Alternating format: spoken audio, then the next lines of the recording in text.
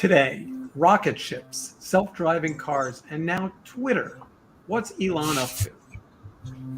And will he impact the midterms? We'll investigate. Then, Obama on misinformation. He says he underestimated the threat.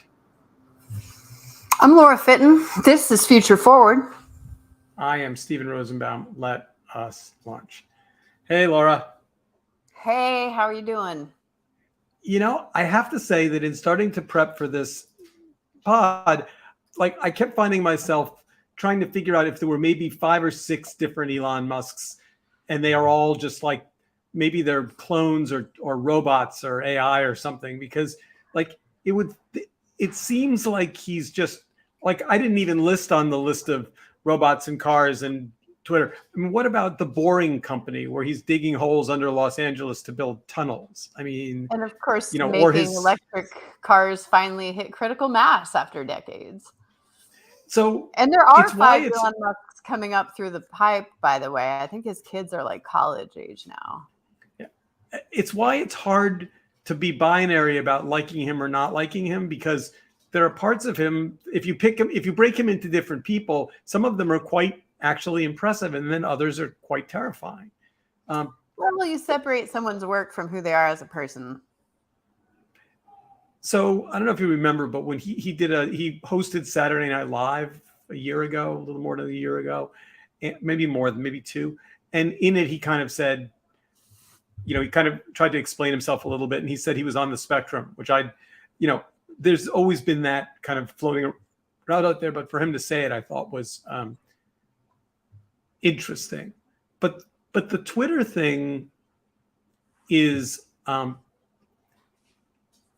troubling in some ways. It's deeply, deeply troubling. He skipped, the rules don't apply to him as usual. So he skipped a bunch of filings he was supposed to be doing as he was quietly buying up more than 9% of this company that he has very directly criticized and has very kind of libertarian ideas about. And poof, magically he's on the board now. And he's doing an Ask Me Anything with all the employees in 2 days. Great. So what do you think about that? You can tell how I think. I have no poker face. I don't know how. I mean, so let's just go back to 30,000 feet for a second. His criticism of Twitter is that it needs to be decentralized, and philosophically, there's a lot of interesting work going on in decentralization of the web, which I agree with. And Jack Dorsey has now said he regrets that Twitter has become a one-size-fits-all town square for everyone. And so this idea that there will be multiple Twitters and that you'll be able to set up a Laura Fitton, Future Forward Twitter that will just be our community. And on one hand, that seems like it might make it less noisy and mean, but it also reminds me of, the filter bubble fears that I think, how will people feel if the only place that they can go on Twitter and feel safe is within people that agree with them? It's going to be really interesting to see. And I have to, come full circle here and say that the reason I started Twitter's App Store in 2008 and 2009 was in hopes of creating a lot of different innovation and a lot of different Twitter experiences, because it was just clear that there was so much power and potential in Twitter, but most people couldn't, really kind of grok it and figure out what to do with it. And so I was advocating a diverse ecosystem of really interesting applications and tools that kind of pre-chewed it for people. So it's not unlike the vision I was hoping for a long time ago. I just am nervous about who's at the helm. So he's bought 9% of the company, and theoretically he was going to be a quiet shareholder, but that turned out to be nonsense. He's already talking about wanting to allow you to be able to edit your tweets, which has been kind of a hardcore Twitter non-negotiable piece of rule, in part because they wanted it to be, kind of a place where you couldn't go back and say, I said this. You can delete your tweet, but you can't go back and say, I said this thing 2 years ago, but now I'm going to edit it. So in fact, something that's timestamped 2 years ago will have a different outcome. Right. And we know you can code that in a way like Facebook, where you can look at the previous drafts, but nobody does. Nobody will. And the platform already has massive disinformation. I have never understood team edit button, honestly, as someone who has been overthinking about Twitter for 15 solid years. I just delete and retweet when it's bad, right? Like if it's a bad enough typo or if it misses the meaning enough, sometimes I do it quickly. Sometimes it's the next morning because I did a sleepy typo. I just don't quite get the appeal of this one. And I guess the question that I don't know the answer to is, so Jack Dorsey had 2 jobs when he ran Twitter. And now in comes Elon, who appears that he will be not very subtly running the place in about 10 seconds. And that will be 3 jobs for him. Now, maybe, SpaceX doesn't need, maybe he's bored. Maybe SpaceX is running fine and Tesla is basically running fine and he doesn't have a whole lot to do and he needs a new toy to play with. Is that it?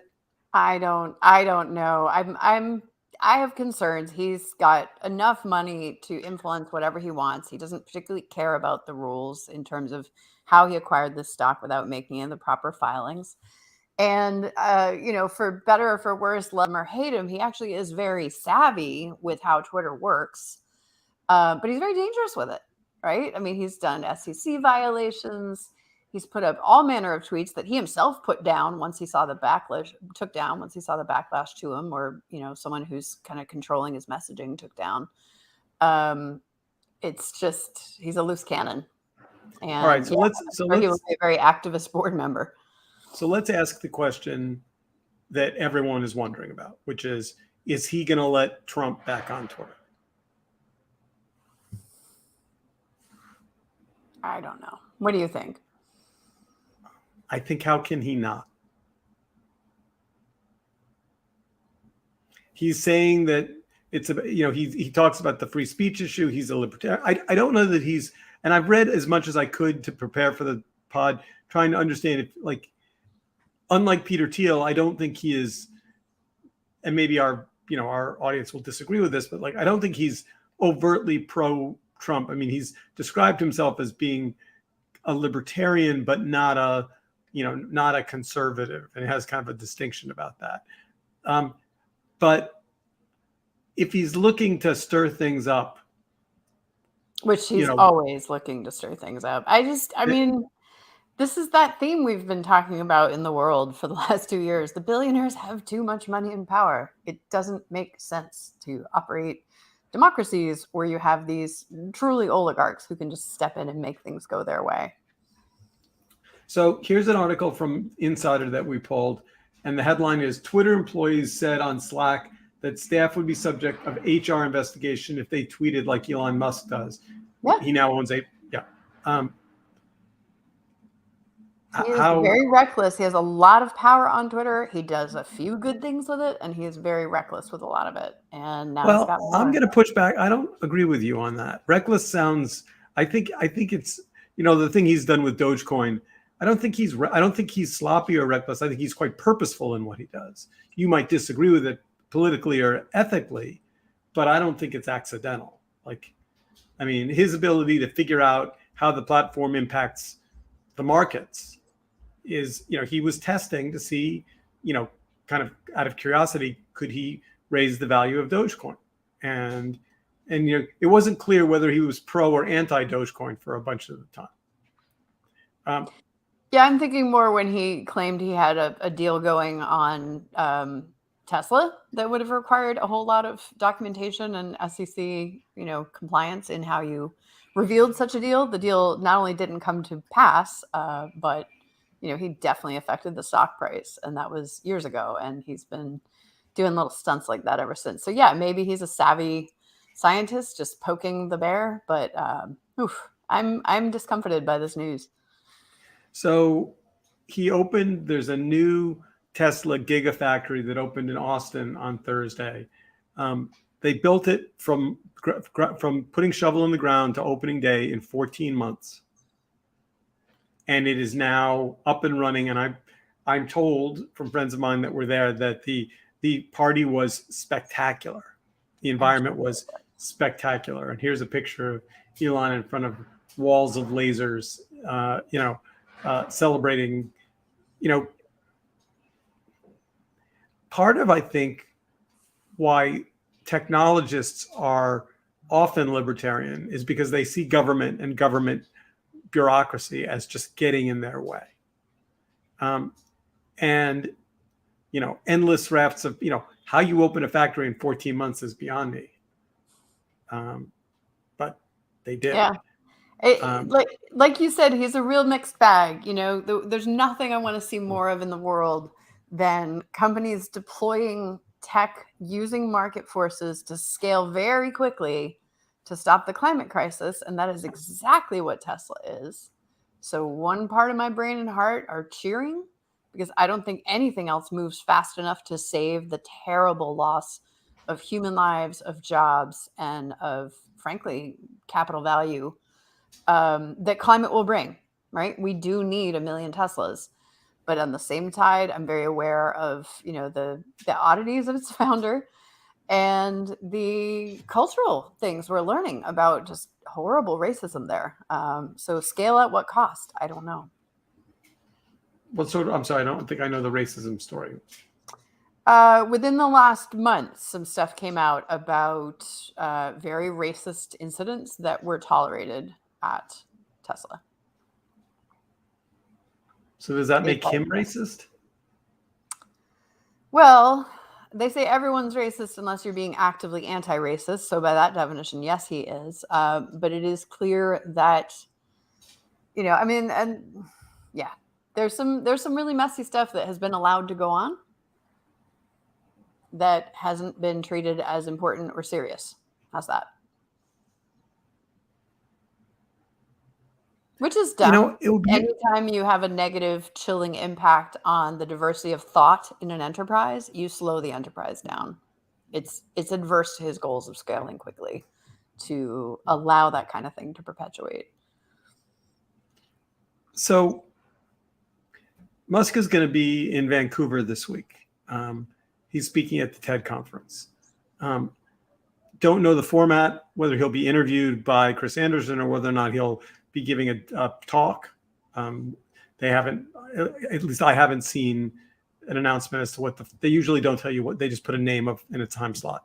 But clearly, a lot of people will want to ask him questions about,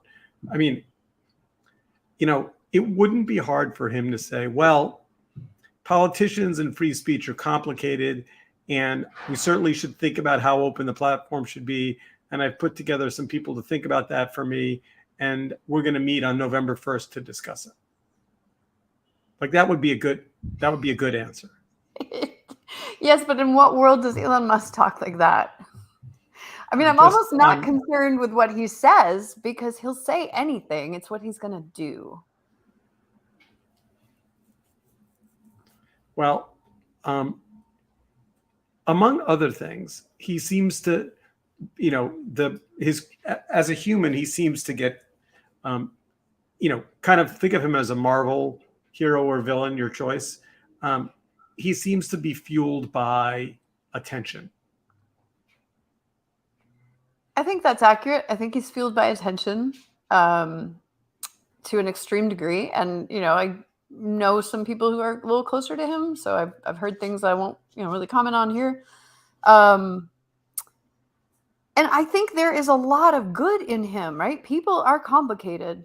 And I remember years ago talking about, like, this is ridiculous that we're not scaling solar the way we need to, because just the sun that hits Utah would power the whole grid. And, that's a problem. And he sees the problems and he wants to fix them. And they are very real problems.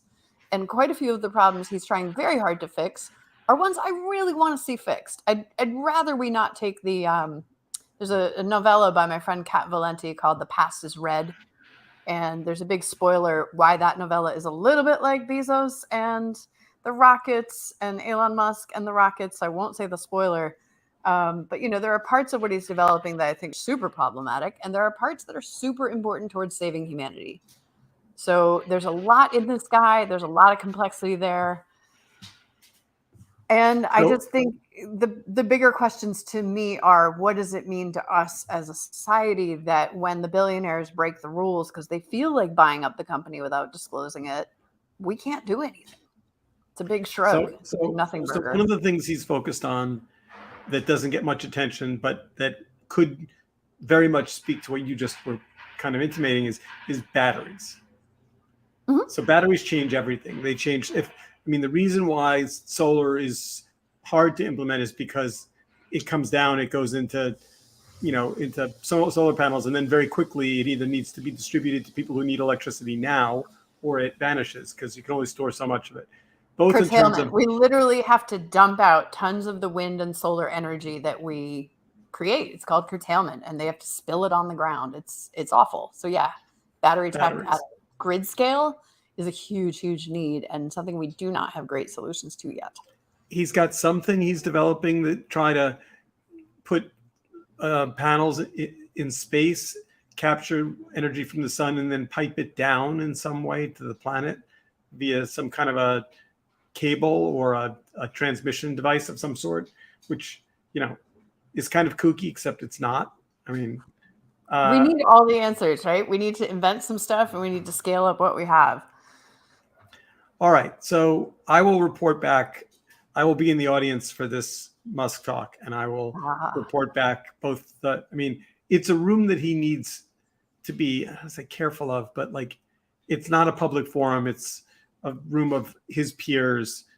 He can't come off not thoughtful, and I think the concerns about Twitter are real. So I expect that will be the subject of the conversation, not people's problems with their Tesla needing a new tire or whatever that is. All right, so let's move on to this Obama talk, because it got very little press, virtually none. And yeah, I was glad you surfaced it for me. I did not catch this story this week. It turns out no one did. And the reason no one did is twofold. One, because, there's stuff going on in the world that's quite horrible and scary and important and relevant. And Obama has never been a soundbite machine. I mean, it's not his nature. He tends to be complicated and theoretical and somewhat internal in his thought process. And so if you read the interview from beginning to end, there are quotes, there are pull quotes that are really important, but it was never going to be breaking news. And so I think two things from the interview itself, and then we could talk about what it means. This was a conference about misinformation, and he chose to be the keynote at it. That's not, he has no shortage of invitations that he turns down. He's actually a pretty private person at the moment, in part because I don't think he wants to get in the way of Biden's leadership, and Obama's a more compelling speaker, and so he's deferring to his former vice president and friend, and I think that's a disciplined thing to do. And choosing to speak about misinformation guaranteed it would not outshine Biden, because it's just not. It's a heady topic, right? It's not a. That being said, he did talk about Putin a little bit, but we'll skip that for this. He essentially said, under his 8 years, he thinks they missed the threat of misinformation and its impact on democracies, which, you have to parse it for a second, but that's a big, he's not going around apologizing for much, he did also give a rather lengthy response to the claim that he misled or lied about the ACA, quote, "you can keep your doctor," promise, and had kind of a thoughtful, lengthy answer to that, he essentially said there were some insurance plans that weren't covered by the ACA because they thought they were scammy. They looked great on paper, but then didn't cover anything. And so when ACA stopped covering those plans, if your doctor was on one of those plans, you lost access to your doctor and had to get another plan, which meant you could get maybe the same. Anyway, he had kind of a somewhat apologetic answer to that. But what I liked about what he said, I liked a lot about what he said actually in Chicago. But I'll just read you a quote because I think it's relevant. He said, this is reading from Chicago Sun-Times. He said that he believed platforms such as Twitter, Facebook, and YouTube, quote, appear to have some insight into what's more likely to prompt insurrectionists, white supremacists, misogynist behavior, and internet bullying. He said they seem to know what it is. We don't want to be policing everything said on the internet, but what they haven't been forthcoming on is what their product designs are, said Obama, which, completely accurate.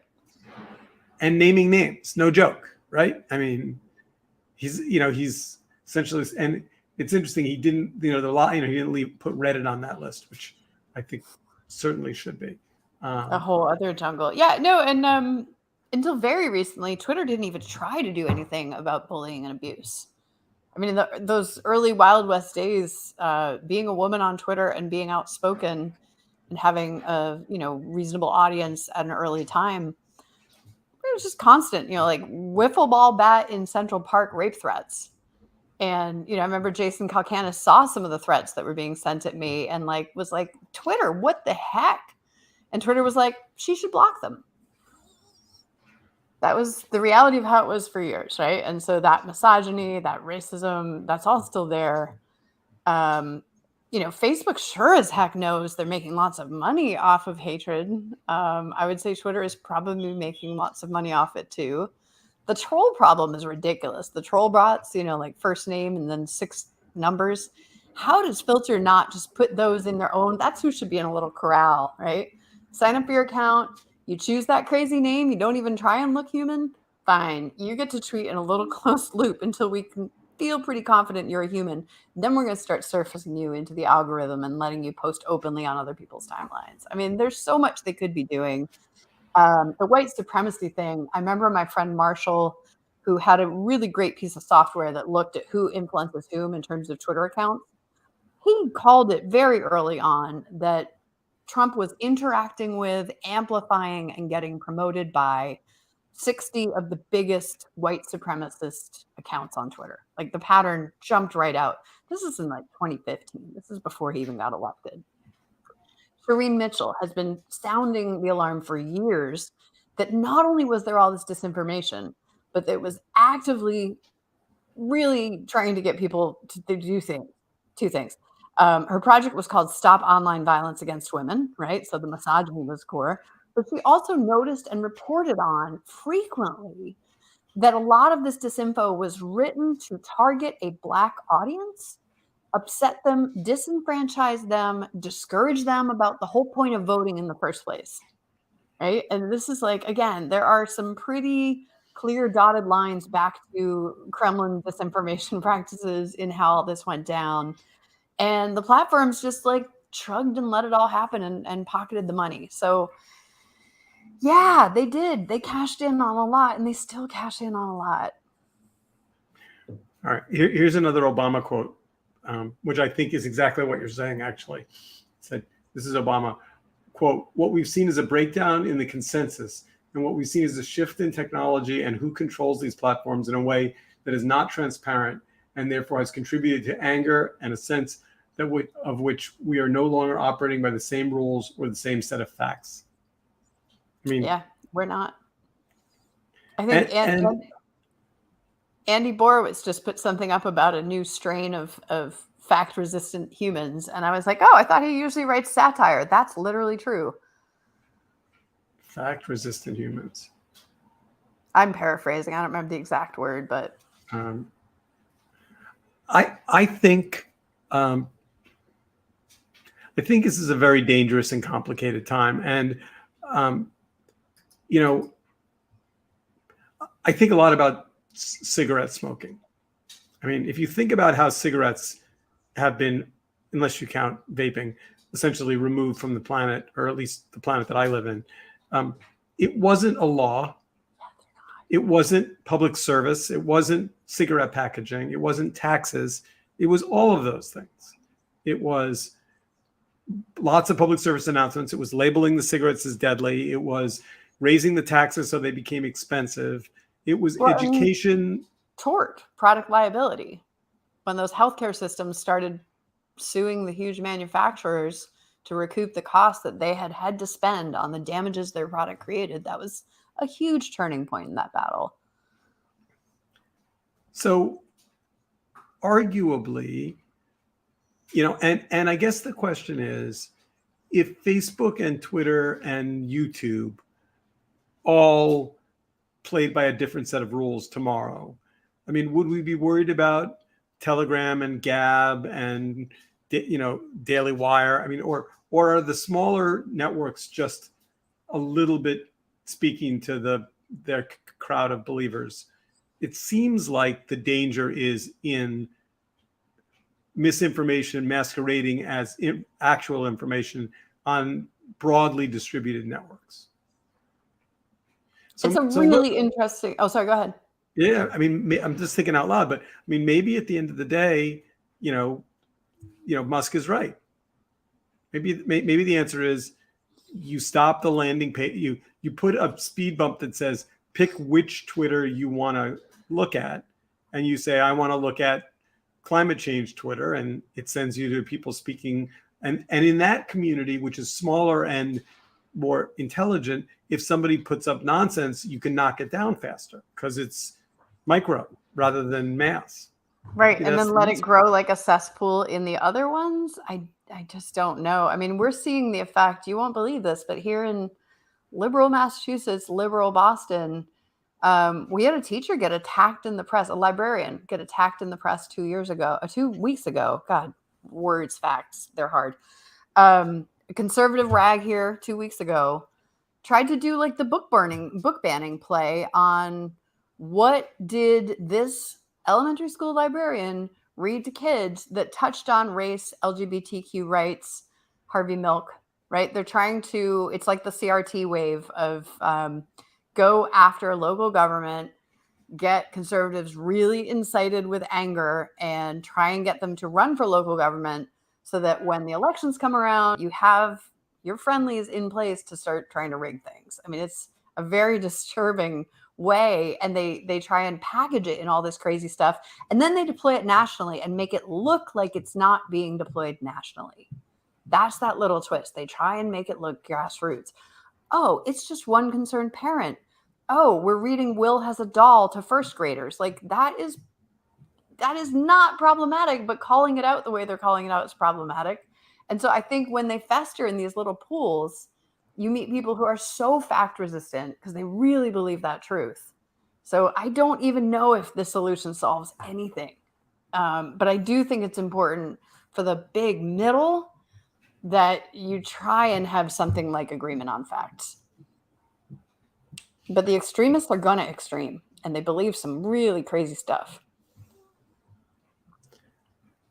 I just think I'd be happier if they were in their own hidey hole rather than on public Twitter. If they were in private Twitter, I'm starting to convince myself that maybe Musk is going to push the right button at the right time. He's pushed the right button before. Yeah, I just, I like equality and fairness and justice, and I would have preferred that he do it the more legal, open-handed way, but he did not. So and with that, we are out of time. Thank you, everybody, and enjoy the week, and we'll see you next weekend. Thank you. Have a good week.